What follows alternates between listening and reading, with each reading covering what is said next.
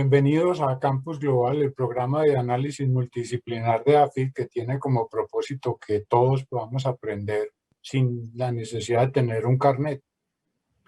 En esta ocasión vamos a hablar de un tema que me parece importante porque la crisis en que estamos, que yo creo que tal vez si somos optimistas estamos por la mitad del camino, ha afectado a todo y a todos. Y en el mundo de las empresas y las organizaciones, yo creo que nadie se ha visto exento de impactos. Sin embargo, en esta ocasión queríamos hacer un enfoque que a veces se descuida, y es porque vemos muchos informes y análisis sobre empresas grandes, con muchos recursos, con tradición, con apalancamiento financiero muy potente, pero a veces se nos olvida que es que yo creo que ustedes me corregirán después, los invitados, más del 95% de las empresas de este país son medianas, pequeñas y mini.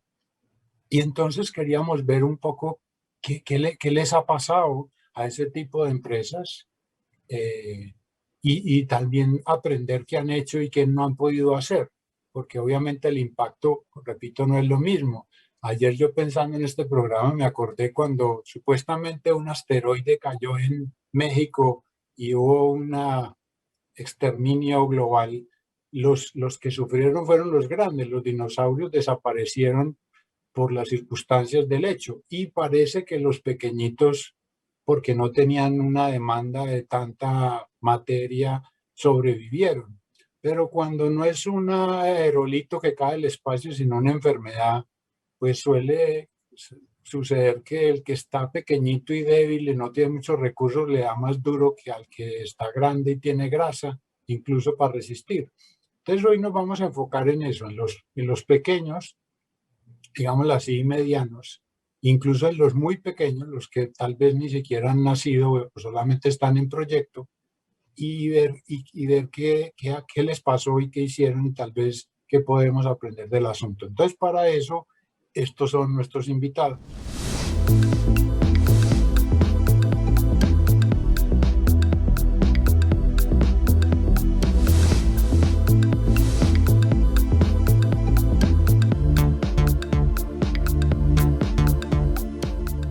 Vamos a empezar esta primera parte de esta conversación con Gabriel y David.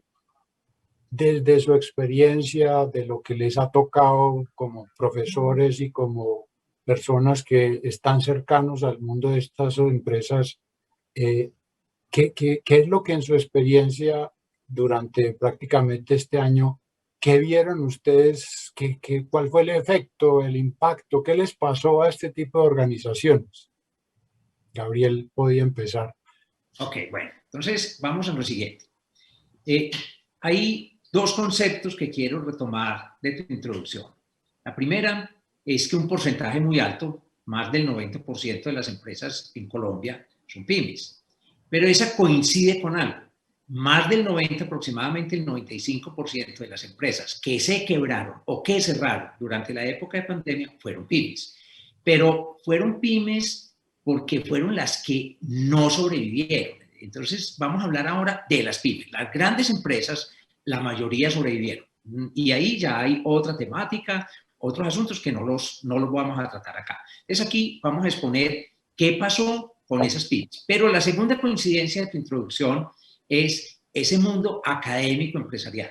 Soy un convencido de la academia, pero en la aplicación empresarial. O sea, con la aplicación empresarial, que es como, en mi opinión, debe ser.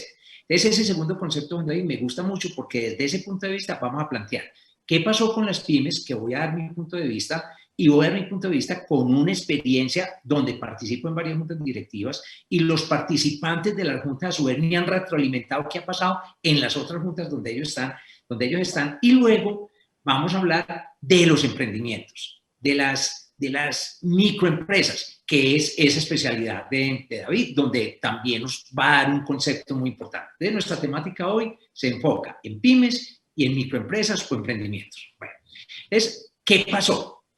Lo que pasó, nos pasó aquí independiente a todas, o sea, a emprendimientos, a pymes y a grandes empresas. y es que llegó ese gran tsunami, llamémoslo empresarial, por la pandemia, donde no estábamos preparados.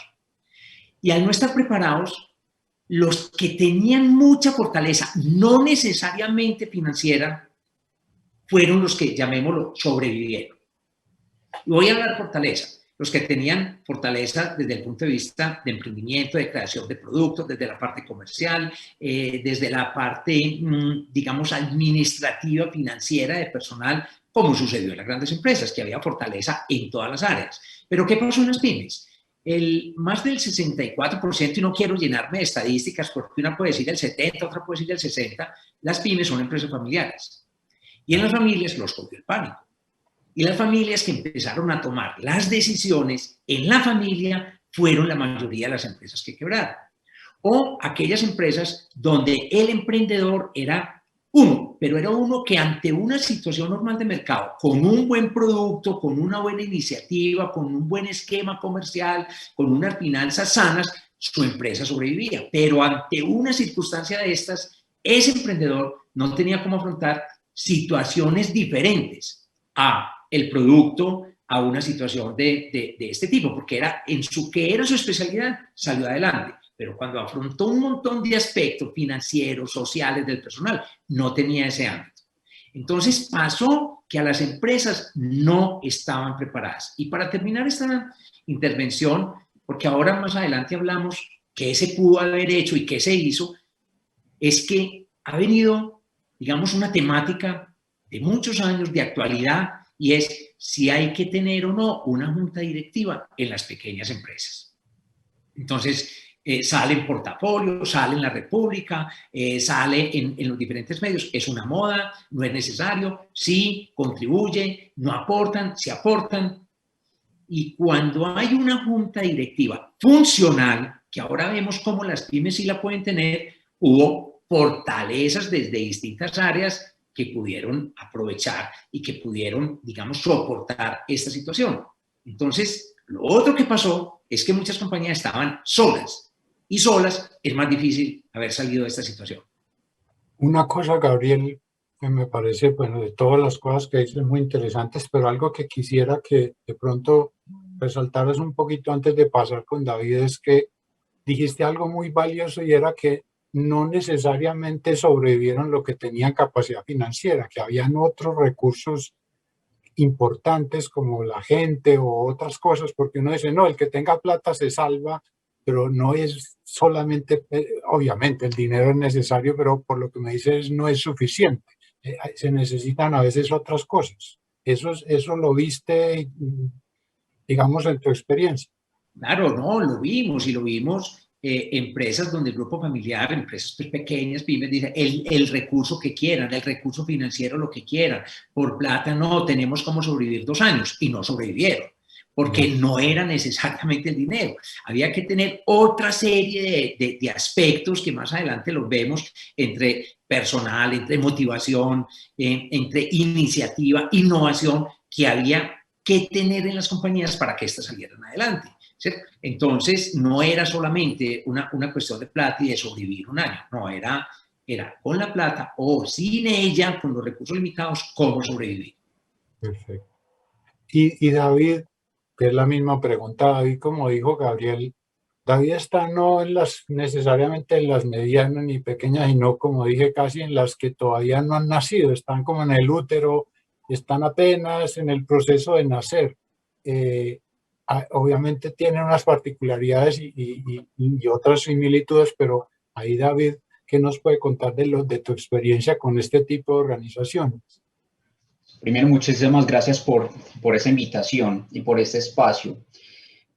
Yo trabajo aquí en la ciudad de Medellín con emprendedores y empresas pequeñas que están conformadas por una sola persona que tiene que desempeñar varios tipos de actividades, o con empresas donde hay equipos de trabajo de 5, 10 o 12 personas. Ese es el foco de mi trabajo, desde el tema de programas de acompañamiento para empresas y emprendedores, desde temas de consultoría o incluso desde temas de voluntariado. ¿Cómo puedo resumir qué fue lo que vi desde mi experiencia el año pasado y aún un poco este año, desde cómo esta situación tomó por sorpresa a estos empresarios o a estos emprendedores. Lo puedo resumir en una frase y es falta de preparación.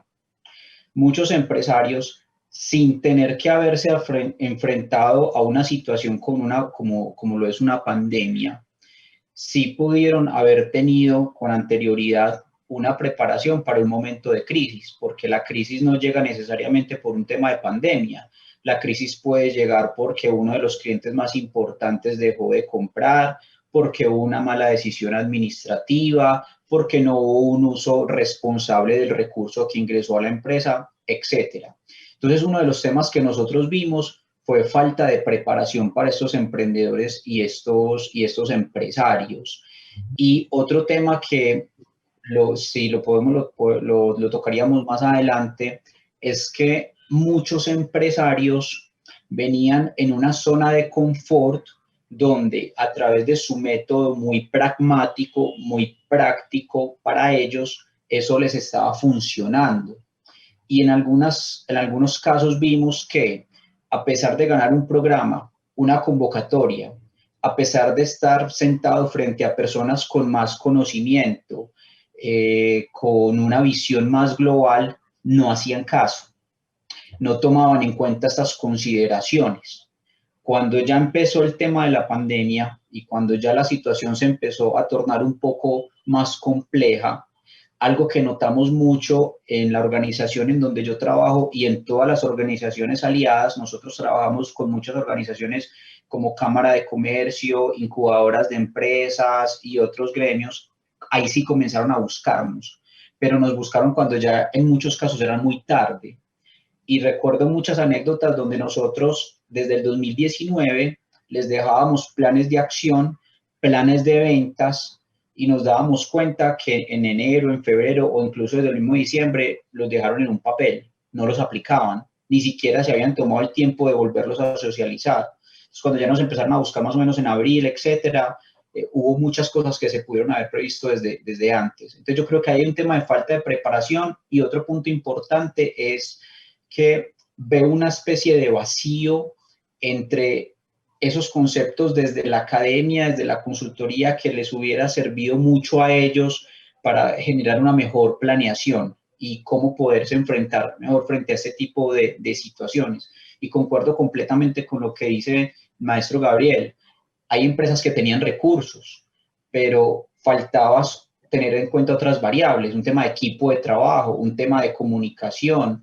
Muchas veces, por pensar en el día a día, se descuidaban, por ejemplo, a los clientes o se dejaban muchas cosas que eran importantes por afuera. Yo pienso que una organización, y eso es algo que nosotros tenemos como reto dentro del programa, dentro del ecosistema, debe tener en cuenta muchas variables. Es como un cuerpo, ¿cierto? Es como un cuerpo, es como cuando uno va a un gimnasio. Uno no solamente ejercita brazo, uno tiene que ejercitar todo. Y así es en una empresa. Entonces, muchas veces el empresario y este tipo de emprendedor no desarrolla algo que nosotros llamamos mentalidad empresarial. Y al no tener mentalidad empresarial, no va a tener la planeación y los elementos para seguir. Créannos que para nosotros, en el ecosistema del emprendimiento, este es uno de los grandes retos que hemos visto desde antes de la crisis y durante esta crisis o esta coyuntura, la falta de mentalidad empresarial. Muy pertinente lo que dices, porque una vez, obviamente, a veces la academia sufre como de una especie de soberbia que cree que ella es la que sabe y a veces se aleja del mundo real. Pero también ese problema uno lo nota desde el mundo real, que dicen que es que la academia dice muchas mentiras y que cosas que no sirven. Y entonces asumen que ser emprendedor es un tipo que es que le pone muchas ganas al asunto y que tiene mucho entusiasmo.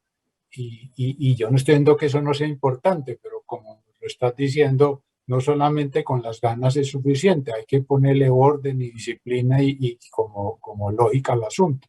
Sí, profe, lo que pasa es que alrededor del emprendimiento se ha venido forjando una especie de mito, de héroe, de Elon Musk, Jeff Bezos, el garaje, y ya en 2 o 3 años sos millonario y haces yoga y estás en un y ya sos coach, ¿cierto? Se han hecho unos mitos y muchas personas creen que eso es así de sencillo y de fácil.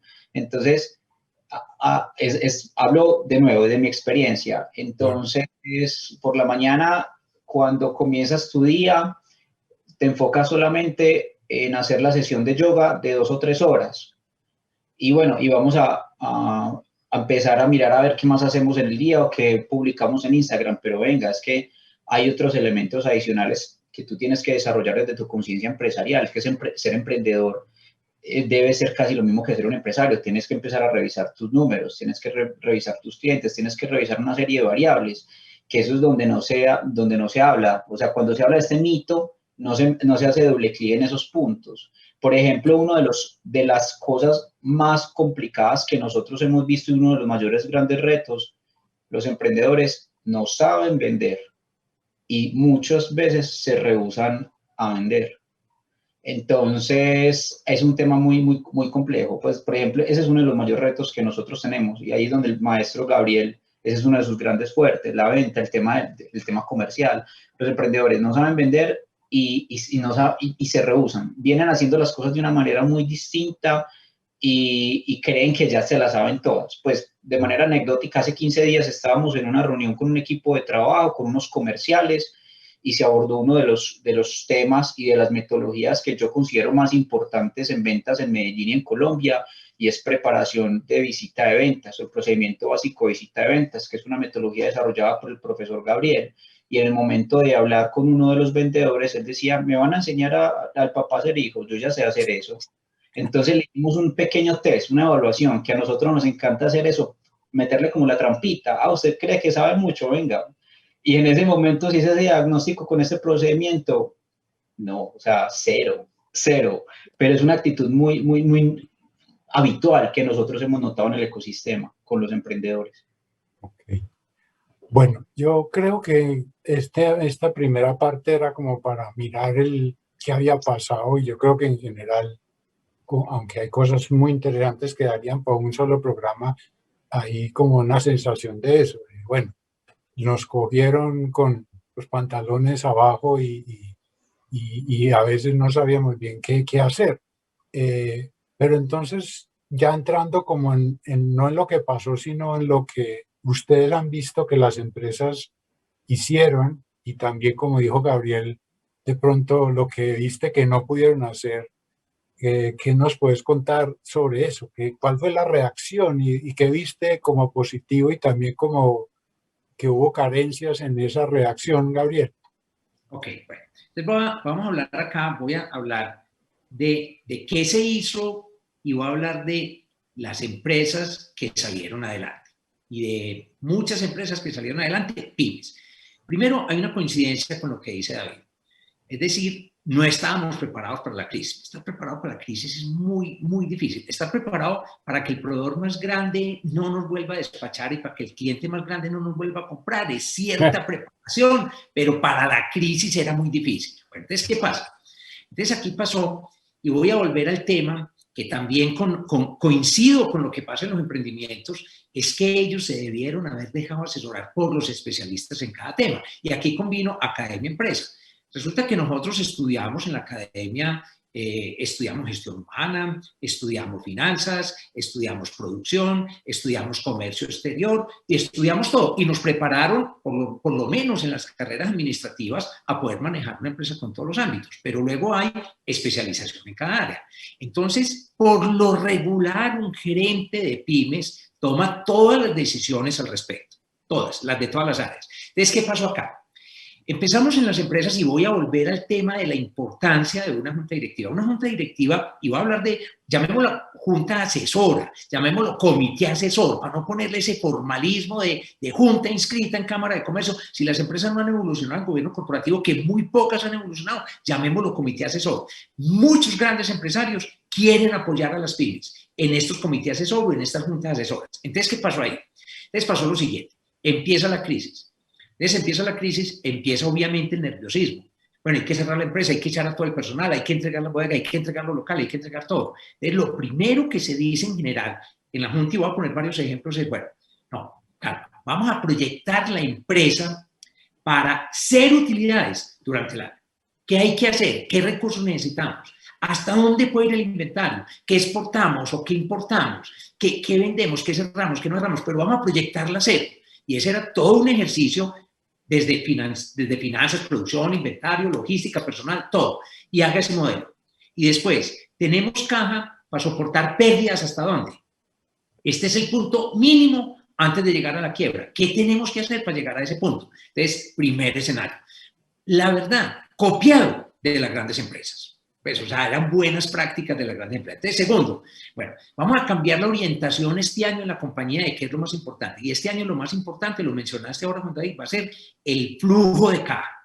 ¿Qué tenemos que tener en flujo de caja? Entonces ya los especialistas en finanzas aportaban y decían, venga señor, flujo de caja tenemos que tenerlo garantizado todo el año para esos escenarios que planteamos. Ah, bueno, pero no hay caja. Bueno, ¿cuáles son los préstamos? Entonces el gerente de esta pyme decía, no, yo nunca he prestado. Y si presto es al corto plazo, bueno, señor, vamos a prestar y vamos a hacer un préstamo considerable. Y los intereses, eso se van a llamar seguro. Ese es el seguro por el que vamos a pagar para poder salir de esta pandemia. Entonces se hizo la solicitud a los bancos, hubo un primer problema, los bancos, todos los recursos se van para las grandes empresas, pero apenas se fue normalizando, fueron llegando recursos a estas empresas y se garantizó. Esa idea no se le hubiera ocurrido a alguno. Ahora, otra idea, bueno, su producto es un producto cuya competencia es el contrabando. Es el mayor competidor. Bueno, ahora hay una restricción en puertos importantísima y solamente van a entrar productos legales. Entonces, el experto en comercio exterior traiga inventario. Traiga inventario con este dólar. Nos vamos a cubrir de esta manera, pero tenga sobre inventario que va a haber escasez del producto informal, va a haber escasez del producto de contrabando. Entonces, inmediatamente se abasteció, pero eso lo vio como el experto en ese negocio internacional y aportó a algunas empresas donde esa era la salida. Después empezó a hablar del personal. Hombre, vamos a echar tal personal. No, venga, vamos a hacer una cosa. Usted como gerente va a hacer un sacrificio del 20% de su salario. Entonces, en la parte de gestión humana dijo, porque si echan a 2, después van a echar a otros 2, después van a echar a otros 5 y entra el pánico colectivo. No, mejor, ¿quiénes en algunas empresas, quienes voluntariamente quieren, con el fin de dar sostenibilidad a la empresa, hacer una reducción de su salario temporal? Pero se dijo, y no temporal. En el primer momento en que la compañía tenga utilidad, les devolvemos esto como un bono. Entonces, gestión humana explicó por qué había que mantener la motivación, pero eso no se le hubiera ocurrido al gerente, se le ocurrió a gestión humana. Entonces, digamos, muchas pequeñas empresas redujeron los salarios, pero no redujeron el personal.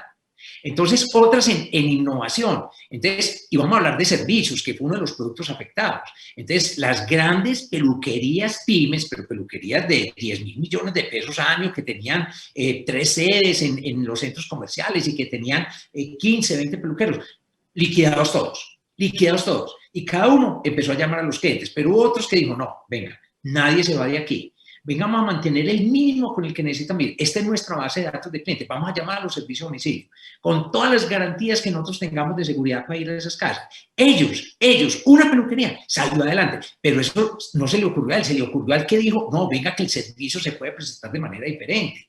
Porque entonces era cómo innovar y cómo innovar en tiempo de crisis. ¿Cómo cambiar? Entonces uno ve restaurantes que quebraron, pero hay restaurantes que salieron adelante porque inmediatamente cambiaron la manera de vender, inmediatamente innovaron con nuevos platos, con nuevos menús, con servicios a domicilios, con entrega, pero no se le ocurrió a ese gerente, se le ocurrió a un grupo, dentro de ese grupo de personas que los asesoraba, llámese los asesores, como dice David, o llámese los asesores de junta o el comité asesor, se les ocurrió que en esta empresa se podía innovar. Entonces, como ves, cuando eran muchos los recursos a los que se podía recurrir, pero muy difícil que se le ocurra a una persona. Porque esa persona, y vuelvo y digo, ese gerente de pymes y los gerentes de pymes que dicen yo no necesito un comité asesor o no necesito una junta, es porque se las saben todas, pero creen sabérselas todas porque todo les funciona en la época normal.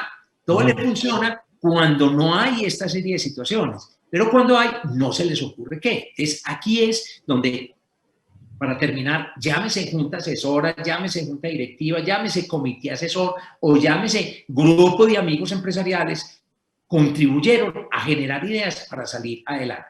Y con estos ejemplos estoy dando casos reales de empresas, de pymes que salieron adelante.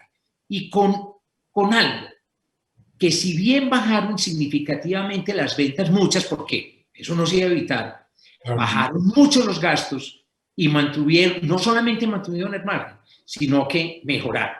Ese margen se mejoró. Entonces eso daba subsistencia a la compañía. Entonces, digamos, son algunos ejemplos donde había que combinar muchos aspectos de la academia, de los especialistas, aplicados a esa pymes. Y está hablando de pymes de 10.000, 15.000, 20.000, 30.000 millones de pesos que ameritaba que tuviera esa intervención. Qué interesante. Una pregunta, y también para David, ahora que nos hable de esto mismo en las más pequeñitas. Yo recuerdo que en el primer semestre del año pasado tenía un curso con estudiantes de maestría en negocios y se me ocurrió hacer como una especie de cuestionario de qué habían ellos sentido.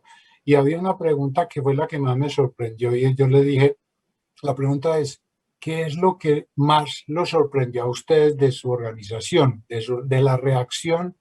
¿Qué es lo que más les llamó la atención? ¿Qué no dimensionaban antes y que se dieron cuenta que tenían?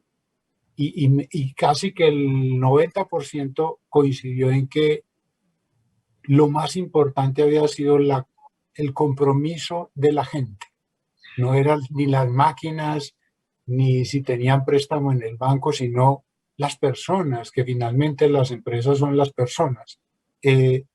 Cuando dices eso, ahorita, Gabriel, finalmente es eso, es decirle al de ventas, oiga, usted que sabe, hable, y usted de finanzas que sabe, hable, pero cuando es el señor todopoderoso, el dueño que cree que es Superman, la embarra. Pero en el fondo, como decías ahora, que no era sobre el dinero, las personas terminaron salvando a las empresas. En el caso de Gabriel, puedes confirmar el asunto. Sí, no, y mira, y pusiste el caso, por ejemplo, de las empresas, y voy a hablar de empresas que su venta era a pequeños clientes en todo el país, vendiendo cualquier tipo de producto, para no dar una empresa en específico. Y por la pandemia no podían ir. Fuera de eso, muchos tenían que ir de una localidad a otra y aunque vivían en diferentes ciudades, no podían salir. Y se reunió al grupo de ventas para ver qué hacer. Entonces dijo, hay 2 personas de call center donde somos 18 vendedores. Volvámonos 20 del call center. Entre ellos, capacítenos para call center. 20 hicieron call center, o sea, tomaron el 100% de los clientes. Te digo que esa empresa creció un 3% en ventas. Uy. Porque claro, nadie más lo está atendiendo en esa categoría de productos. Llamaron uno por uno a los clientes. Aquí es muy común que estemos hablando por esta plataforma, pero hace un año no era tan común, hace un año esto era raro. Ellos empezaron por evangelizar, por decirle a los clientes, venga que podemos hablar por esta plataforma, venga que podemos hablar por acá, venga instale X o Y plataforma, venga vamos a volver este medio de comunicación del celular, del WhatsApp, como un medio eficiente entre nosotros. Y venga que las entregas están permitidas. Y venga que su producto lo van a necesitar allá, llámese en su taller o llámese en su almacén o llámese en su producto, porque los clientes van a tener que ir. Entonces, unas empresas no hicieron nada y le dieron oportunidad de estas, pero entonces ya, y se acaba, ya se está empezando a salir y ya se cambió inclusive el tipo de venta, ya no es necesariamente presencial, ya se eligió en la compañía que aún en situación normal, porque esto nos cambió a todos, van a decir, no, va a ser muy interesante tener una venta que sea un medio de call center para mantener lo básico y un medio presencial para nuevos productos, para analizar sobre inventario, para analizar quejas, para analizar reclamos, pero vamos a combinar las visitas. Entonces, de una vez les sirvió para una estrategia futuro donde les digo, muchas veces, como lo decía ahora, el margen cambió, se quitó tanto viaje, se quitó tanta visita, se quitó tantas cosas y no se quitó la eficiencia de la venta. Pero en estos casos, como lo decía Juan David, no fue al gerente el que le ocurrió, de pronto fue a un grupo creativo y dijo, involucremos a los vendedores, que ellos, una premisa, nadie sabe más de su trabajo que quien lo realiza. Entonces, con todo el equipo surgieron ideas de estas, pero así surgieron ideas de producto, surgieron ideas de distribución, surgieron ideas de la recuperación de cartera, de muchas cosas. Entonces, digamos, es ahí como la respuesta a tu pregunta. Y es la gente, definitivamente, es la gente. David, ya en las más pequeñitas, ¿qué nos cuentas de qué hicieron y tal vez que no alcanzaron a hacer? Estoy completamente de acuerdo con lo que maestro Gabriel menciona. Yo lo resumiría desde un tema de disposición, voluntad y flexibilidad. Lo expondría desde esos puntos de vista, porque es un fenómeno que nosotros pudimos observar en empresas con 30 empleados, con 50 empleados, con 10 empleados y con 2 o 3 empleados.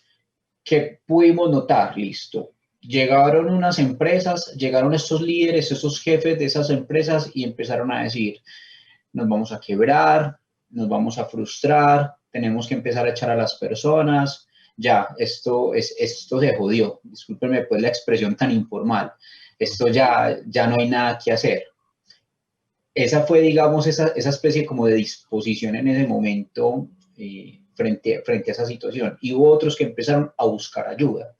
Pero vimos otro elemento y fue que durante el año pasado, con varias de las organizaciones, vuelvo y cito, Cámara de Comercio, Pro Antioquia y muchísimos programas que comenzaron a arrojar ayudas a los empresarios, cuando los empresarios llegaban a nosotros, algunos se sentaban y decían, no, eso a mí no me va a servir, no, eso yo no lo voy a aplicar, no, eso en mi empresa no sirve, no funciona.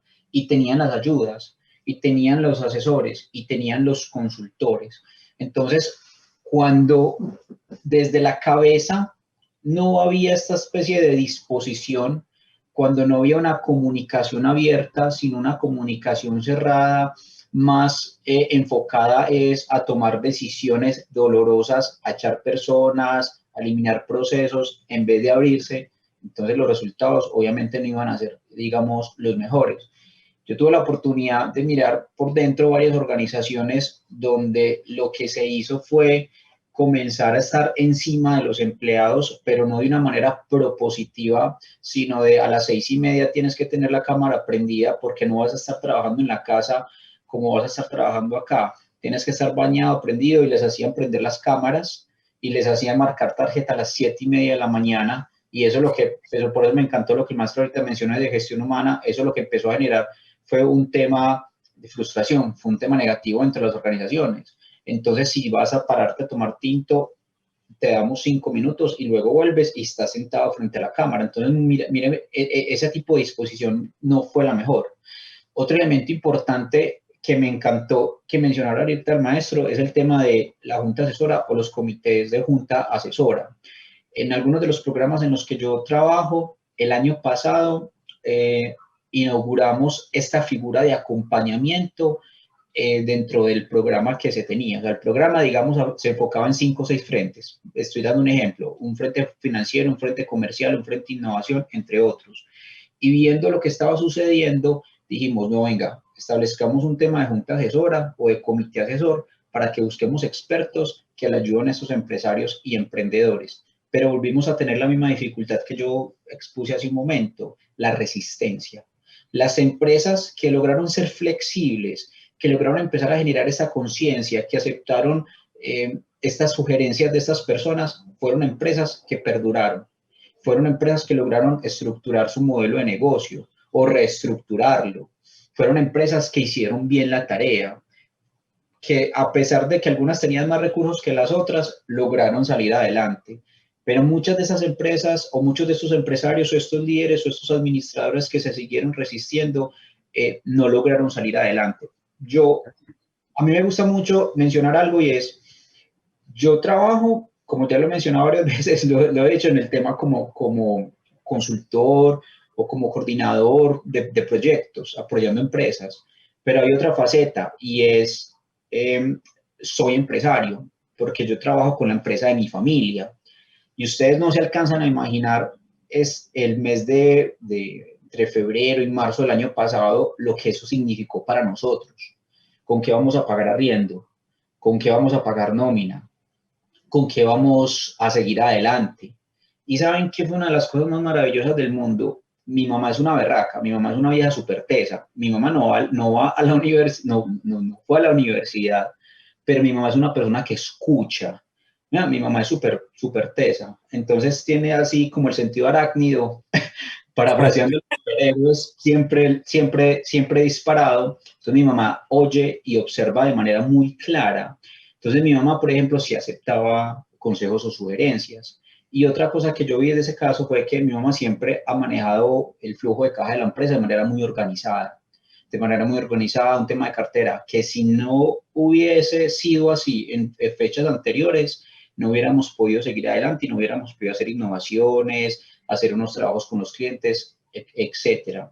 Entonces ahí yo creo que es un tema importante. ¿Por qué mencionaba el tema de la familia? Porque nosotros tuvimos la oportunidad de ser acompañados por un programa de acá importante en un tema de consultoría de modelo de negocio y de temas comerciales. Y la semana pasada que estábamos haciendo una evaluación de cómo nos había ido, nos contaban que de las empresas a quienes se les dio ese cupo el año pasado, que empezamos el año pasado y seguimos este año, de más de 220 empresas, solamente había habido más o menos unas 10 o 15 que habían hecho la tarea. Y las otras cancelaban reuniones, no hacían caso a los consultores, decían que tenían otras cosas más importantes y todas para abajo. O sea, no es una coincidencia que esas empresas que no aceptan esa ayuda, que no aceptan esa asesoría, que no aceptan ese punto de vista, no crezcan y se mantengan igual o vayan para abajo. No es una coincidencia. O sea, hay realmente la academia y el acompañamiento de personas como el maestro Gabriel y como personas de su nivel que tienen esa experiencia, esa visión, y si uno lo permite adaptar en la empresa es fundamental, es fundamental. Quisiera solamente pues como agregar este paso y este tema de la junta asesora. La verdad es que yo como empresario y con colegas, eso es una cosa que uno se sueña cuando uno tiene esa visión. ¿Cómo no va uno querer contar con esa visión de esas personas? Ahí también por eso yo lo mencionaba ahorita, es un tema también como de voluntad o de disposición y de, venga, disminuyámosle al ego y abrámonos a personas como ellos que nos pueden ayudar, siempre y cuando vos también tengas una visión, ya no de, pues no quiero entrar ahí en materia, pero ya no de negociante, del que cierra simplemente el negocio día a día, sino de empresario, de una empresa que sea exitosa en el tiempo. Sí, David, mira, no quiero reforzar algo de lo que dijiste, porque dijiste aquellas personas que por su ego no aceptan ayuda. Entonces yo voy a ir a que las pymes, la mayoría son empresas familiares. Muchas pymes, no voy a decir pues el porcentaje, pero la mitad de las pymes, puedo manejar las estadísticas, cuántas son empresas familiares. Y las empresas familiares, muchas, se dice el 60, 64% están manejadas por la primera y segunda generación y son el que tienen ese poder ante la familia. Y cuando hay un comité asesor, hay dos alternativas. Y esto es lo que quiero enfatizar con lo que dijiste. Una, ese empresario, que se las sabe todas, es el jefe de esa junta asesora. Y la otra es, como en las grandes compañías, la junta asesora, llámese como se llame, es el jefe del gerente y es la que da la orientación estratégica de la compañía. Para concluir, esas fueron las que más oportunidad tuvieron de salir adelante. Porque obviamente la sumatoria de los conocimientos individuales es mucho mayor, ¿cierto?, que el conocimiento, ese conocimiento colectivo es mucho mayor que la sumatoria de los individuales. Entonces, ahí es, pero hay mucha arrogancia en muchos gerentes que yo he manejado esto, se lo heredé a mi papá, por años yo lo he manejado, yo sé cómo manejarlo. Y sí, sabe cómo manejarlo en la situación normal. Pero aquí había que escuchar a los expertos en la situación de crisis. Y ahí es donde está. Porque finalmente, aunque dije no voy a hablar de las empresas grandes, estas prácticas que hemos dicho, tanto David como mi persona, fueron las que aplicaron las empresas grandes, con las que se salió adelante. No, me parece muy interesante esto porque incluso contradice en parte algo que se ha vuelto como una especie como de paradigma, y es que dicen que las ventajas a veces de las organizaciones pequeñas es que por lo pequeñas son más ágiles, que reaccionan más rápido que las grandes, que porque las grandes tienen unas estructuras paquidérmicas que hacen muy lentas las respuestas y todo. Pero por lo que ustedes me dicen, eso puede ser cierto, pero el problema no es tanto la rigidez de la estructura, sino de las neuronas del que maneja. O sea, qué tan flexible es la cabeza de los que creen que mandan y no tanto el nivel de complejidad de la estructura. Y finalmente, ustedes lo están diciendo, el tema clave es la capacidad de ser flexible y de reaprender. Y eso no importa si tiene 2.000 empleados o si tiene 5, el problema es la disposición. Entonces ahí no hay tanta diferencia en si sos grande o pequeñita finalmente, por lo que yo entiendo de lo que ustedes nos cuentan. pero es una excelente conclusión. Así es, así es. La recomendación, déjense asesorar, que en tiempos complejos no nos la sabemos todas. Necesitamos de la inteligencia colectiva. Y otro tema es poder desarrollar en esos gerentes o en esas personas que llevan esos 20, 30, 40 años con su empresa, que, insisto, es uno de nuestros principales retos, y de hecho este año en las reuniones con el equipo de consultores y desarrolladores nos hemos preguntado cómo lo logramos, es el desarrollo de la mentalidad empresarial, porque lo que nosotros hemos notado es que en este tipo de empresas, esos líderes, esos administradores, esos fundadores, esos gerentes, comienzan a ejercer no un rol administrativo, sino un rol paternal o maternal. Entonces empiezan a ver la empresa y sus procesos y sus áreas como sus hijos o sus hijas. Y por eso ahí se comienza a generar más resistencia frente a alguien que llegue y diga afuera, venga, lo podemos hacer de esa manera. Porque a veces incluso es muy interesante las frases que estos mismos empresarios salen. Usted me van a ir a enseñar cómo educar mis hijos. ¿Cómo así que los hijos? Pues, o sea, es que mi empresa es como un hijo. Entonces, y yo creo que hasta desde el psicoanálisis o la psicología hay unos elementos muy interesantes. No, venga, es que esta es su empresa. No, pues, pero es como si fuera mi hijo. Entonces, uno, claro, ese es un hallazgo importante. Ahí hay algo de cómo saber también llegarle. Otro tema que nosotros hemos visto es que a través de esa relación paternalista-maternalista, el empresario muchas veces o la empresaria no permite que le toquen a ese hijo o que le toquen a esa hija. Y voy a poner cualquier ejemplo. Venga, para tú ser un buen asesor comercial tienes que tener estas cualidades, estas habilidades. Esta persona no le gusta hablar, no le gusta aprender sobre el producto, no le gusta visitar a los clientes, ¿consideras que es bueno para ese puesto? Sí, ella es muy tesa o él es muy teso, déjeme que mi hijo, yo sé cómo lidio con él. Ahí no tienes nada que hacer. O para vos lograr, digamos, poder derribar ese muro es muy difícil, es muy complejo. Y uno al final no sabe si la persona realmente va a querer hacerlo. Entonces, ahí hay unos elementos, entonces por eso se genera a veces esa fricción, y uno creería que al ser una estructura más pequeña podría ser mucho más fácil, pero lograr como quebrar esa mentalidad es retador, es retador, y hacer esa separación. Pero cuando la empresa o el empresario tiene la visión empresarial, tiene su propósito, sabe por qué debe existir y persistir y seguir con la empresa, es otro tema totalmente diferente. Esos ejercicios que mencionaba el maestro Gabriel, de un buen gobierno corporativo, de una buena junta asesora, decirle, venga, ¿usted qué quiere? ¿Usted quisiera estar en 2 o 3 años recibiendo su bono, yendo a la empresa más pocas veces en la semana, disfrutando de una buena vejez, o regañando a las personas como si fueran sus hijos, o en vez de regañarlos en la casa, los regañas en la empresa? Ahí tenemos un reto muy grande. Créanme que uno creería que puede ser algo simple, algo muy básico, pero no, es algo fundamental, porque incluso cuando llega el final del año y puede haber utilidades, se empieza a pensar, venga, repartamos las utilidades a la familia, venga, pero deje una reserva para la empresa. No, es que eso es para la familia.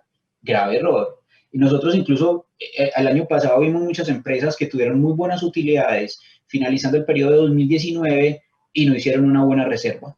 Se gastaron, empezaron a adquirir activos, no, a adquirir bienes, no para la empresa, sino para sus familias. Y ya en marzo, abril, empezaron a mirar esos resultados de esas malas decisiones administrativas.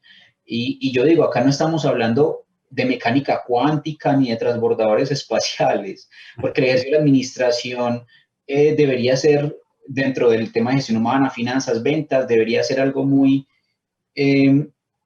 fuerte en la parte académica, obviamente partiendo de unos elementos, pero también adaptable de manera muy sencilla a las empresas para empezar a ejecutarlo, con sus pros y sus contras, pues.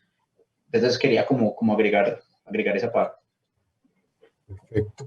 Una última cosa en este tema de lo que hicieron, y es, a mí me da mucho susto en el mundo administrativo que el tema de las modas o de los paradigmas de que hay una solución mágica universal y que entonces todo el mundo las tiene que hacer.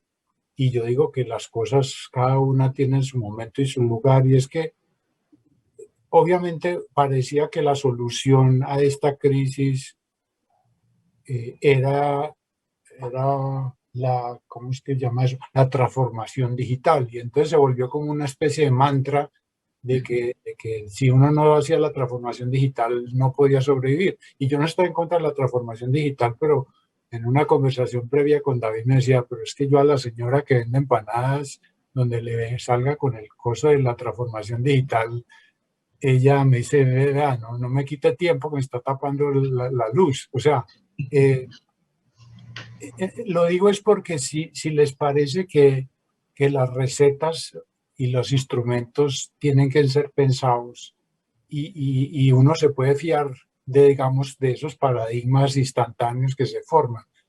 No sé, me imagino que en las medianas era más fácil adoptarlo, pero en las pequeñas, o no sé si estoy diciendo algo que no tiene sentido. Sí, mira, Juan David, ese punto es válido porque cada cosa en su momento, cuando es oportuno hacerlo. Voy a ir a algo que entre comillas está de moda y en mi opinión es necesario, gobierno corporativo. No más de una cuarta o tercera parte de las pymes formales, pymes grandes, tienen definido un gobierno corporativo.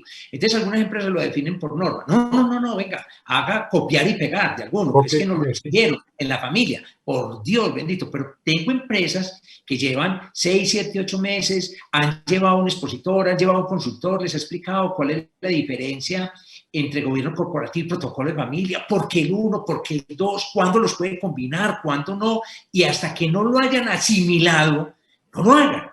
Lo mismo, transformación digital, hasta que no hayan asimilado y no sepan por qué, no lo hagan. Y venía de épocas atrás, la visión, la misión, la reingeniería, base cero, hasta que no lo hayan asimilado, no. Todas estas, digamos, tendencias son buenas porque en alguna parte han funcionado. Asimílenla primero, entiéndanla y ejecútenla. Y de pronto no era el momento de hacer muchas de estas cosas en esta época de pandemia. Muchas son buenas o malas, pero dentro del contexto de la organización y dentro de la importancia de la organización. Entonces, bienvenida a una buena moda que me aporte valor a la compañía cuando lo haya asimilado la compañía y sepa que se va a comprometer con ella. David, que me imagino ha sido más sintomático el choque en esas chiquiticas que dicen, pero señores, ¿de qué me están hablando? Y no tengo con qué pagar la nómina. Completamente de acuerdo. Yo pienso en el tema de la transformación digital con base en nuestras experiencias como una herramienta que en ese momento nos permitía mantener ese contacto cercano al cliente. No necesariamente de montar toda la plataforma de Microsoft 365 o adquirir el último software, etcétera, sino que uno podía ir como por pasos pequeños. Pero lo que dice maestro Gabriel, si usted no se ha adquirido una conciencia o se sensibiliza de por qué voy a hacer esto en la familia o por qué voy a hacer esto en la empresa o en el emprendimiento, usted puede tener el mejor asesor para un tema de transformación digital y usted nunca va a ser exitoso. Yo le decía precisamente en esa conversación previa al profesor Juan David hay mujeres, hay señoras que venden empanadas al frente de su casa o en algunos locales en el centro, y jocosamente yo le decía, yo creo que esa señora con sus empanadas o sus papitas puede facturar más que presidente de una compañía multinacional en Colombia, lo decía jocosamente. Y venga, pues literal, yo decía, Ana, pero ya no va a poder ir allá, pero tiene unas empanadas espectaculares y seguramente la gente va a querer seguir adquiriéndolas desde su casa, de donde esté. Entonces, ¿cómo le enseñamos a estas personas la importancia de mantener ese contacto con los clientes y cuáles son los canales? Y no eran fórmulas muy complejas, insisto en lo mismo, era enseñar algo tan básico como usar un WhatsApp Business, como venga, sentarme con ella 2 o 3 horas, ayudarle y mostrarle la importancia de responderle un mensaje a un cliente, responderle un mensaje por Instagram, ¿cierto? O sea, porque es que no era necesariamente tener que descargar, vuelvo y juega la última versión de Zoom, otro montón de cosas, sino venga, desde lo poquito, desde lo cotidiano, ir paso por paso. Nosotros en la universidad hay una asignatura que enseño, que se la debo y es un agradecimiento pues de toda la vida y le debo las regalías al maestro Gabriel Jaime Soto y es habilidades de negociación y ventas, que fue la asignatura que el profesor fundó en la universidad. Y nosotros hacemos un trabajo muy interesante desde la asignatura y es que todos estos elementos prácticos de ventas, de esta metodología desarrollada por el profe, los enseñamos a emprendedores y pequeños empresarios en la ciudad de Medellín. Entonces, los estudiantes adquieren los conceptos y bajo una figura de consultores junior comienzan a enseñar estos conceptos a estos empresarios de diferentes programas, pues, desde la ciudad. Y ahí hay muchos retos, y yo creo que ahí es donde está uno de los papeles de la academia, de cómo desde ya, sin esperar a que el estudiante salga a práctica, puede comenzar a ejecutar estos temas. Y ahí vos te encontrabas con ese tipo de cosas. Una empresaria no sabía responder un WhatsApp a un cliente, no sabía por qué responder una llamada, no, yo después le escribo, no, eso no es importante. Entonces ahí vuelvo, insisto, generar esa conciencia. Bueno, el tiempo corre, siempre implacable, pero a mí, como siempre lo digo, y ya se está volviendo seguramente repetitivo, pero a mí no me importa, y es que el tiempo pasa rápido, es porque la cosa estuvo interesante y con gente inteligente y que además es clara, que es como siempre digo, la cortesía de la gente inteligente es la claridad. Como pensar, bueno, esto es lo que nos está pasando, pues la pandemia va a pasar. Son dos preguntas para que de pronto contesten de una forma reducida. Uno es, me da susto que la gente estará diciendo, bueno, estamos haciendo esto porque estamos en la crisis, pero el día que se acabe el bicho o ya no esté por ahí, entonces las cosas van a volver a lo mismo. No nos tenemos que volver a preocupar por las cosas que nos estamos preocupando. Entonces, ¿qué creen ustedes que no debería perderse y qué le sugieren a las personas, a los empresarios pequeños y medianos que aprendan de esto y que deberían continuar? O sea, ¿qué es lo que creen que deberían hacer a futuro? Porque puede que en un año no estemos en esta coyuntura, pero que sería una estupidez no haber aprendido lo que aprendimos tan dolorosamente. Entonces, esa sería como la última parte del programa. No, mira, yo te lo digo de una manera muy concreta. Primero, que se dejen asesorar por los expertos para salir de la crisis, pero en tiempos normales que se dejen asesorar por los expertos para aprovechar muchas más oportunidades. Ya. O sea, que no cambien, o sea, que sí. O sea, que esta flexibilización que aceptaron, digamos que forzada, no la vayan a perder. No, claro, es que es forzada ahora para salir de la crisis, pero después para aprovechar más oportunidades, para más crecimiento, para más innovación, para más nuevos productos, para más fortaleza en las áreas, para más sostenibilidad de compañía. Es decir, no hacerlo solo como crisis, porque entonces, bien, salimos de la crisis, volvimos a lo normal, pero los que siguieron con estos grupos interactivos, los que siguieron con estos grupos con seguridad, les va a ir mucho mejor, van a aprovechar muchas más oportunidades. Lo decía David en su principio y coincido en esos grandes asesorías de Cámara de Comercio, de ProAntioquia, de todas estas entidades, de todos los semilleros que pasan por todas las universidades. Lo que se hace es fortalecer a las empresas para que tengan esas buenas prácticas, pero resulta que lo toman, crean la empresa y se olvidan de todo. No, tienen que seguir con esas buenas prácticas en todas las áreas para aprovechar oportunidades. La oportunidad puede ser salir de una crisis o un crecimiento o afrontar un competidor, lo que sea. Incluso porque aunque suene un poco descarnado, finalmente el que sobreviva a esta crisis va a tener un mercado menos competido. O sea, aproveche que aprendió cosas para que en un mercado con menos competidores tal vez que antes tenga una mayor oportunidad que la que tenía ahora antes de la crisis, que estabas peleando con 50. Ahora lastimosamente se habrán quebrado 15 y eso pues es muy horrible que quiebren 15, pero si usted sobrevive pues hasta bueno, porque tienes 15 menos con qué pelear. David, ¿qué nos comenta de su entorno, de lo que deberías no cambiar? Primero, completamente de acuerdo con lo que dice el maestro Gabriel, o sea, déjese asesorar. Hay personas, hay medios, hay programas. Justo en estos momentos, yo trabajo con una incubadora llamada Parque E o Parque del Emprendimiento. Es la incubadora de la Universidad de Antioquia. Y en ese momento nosotros tenemos 2 convocatorias de apoyo a empresarios y emprendedores.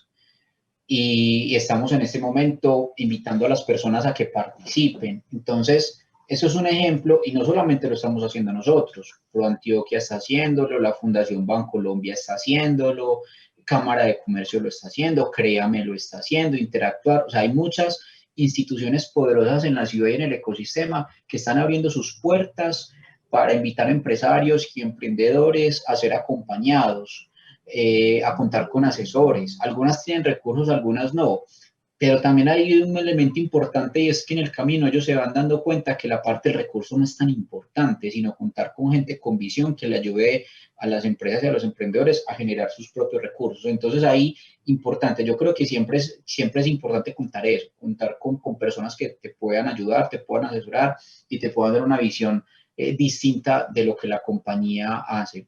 Segundo, saber que el éxito no es inmediato, que lo que decía ahorita el mito, es llegar a ese éxito es un tema de trabajo, de disciplina, de constancia, de también hacer renuncias, y hacer renuncias en un momento determinado, pero hacerlas de manera racional, observando los números de la empresa, observando muchas de estas cosas.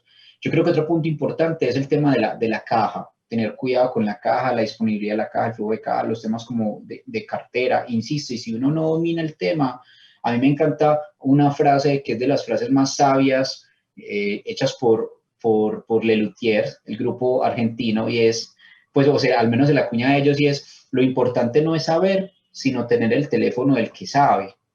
Pues Google dice que esa frase es de ellos y es completamente cierto. O sea, si usted no sabe un tema, usted no pretende saberlo todo, pero tenga la capacidad de rodearse de gente más inteligente que usted.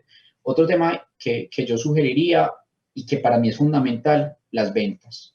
Usted tiene que saber vender. Usted tiene que saber vender y vender de manera rentable, lograr conectarse con esos clientes, lograr siempre estar ahí. Algo que vi que era importante el año pasado es, venga, no esté encima de los clientes para que necesariamente venga, le compren y le generen flujo, sino acompáñenlos. Venga, llame a un cliente al menos para saber cómo están, para mandarles una frase de apoyo, para generar ese relacionamiento importante con ellos, que yo también vi que muchas empresas estaban desesperadas y no lograron mantener una relación cordial más cercana con sus clientes, sino verlos como flujo de caja, una relación muy transaccional. Entonces, muchas de esas empresas muchos de esos clientes que vieron que las empresas se conectaban de una manera mucho más allá, se lo agradecieron después a los clientes. Yo creo que esos son como algunos de los puntos importantes y de siempre estar en constante cambio, mirando cómo se reestructura su modelo de negocio, cómo cuidas a los clientes. Yo creo que esos serían como algunos elementos adicionales que agregaría pues como a manera de recomendaciones y la academia. Yo creo que desde la universidad debemos estar en una relación muy cercana con lo que está pasando en el ecosistema, con esos estudiantes, con esos ejercicios de escritura de casos o de asesoría junior, pues, pero creo que ahí es un elemento importante estar siempre monitoreándolo.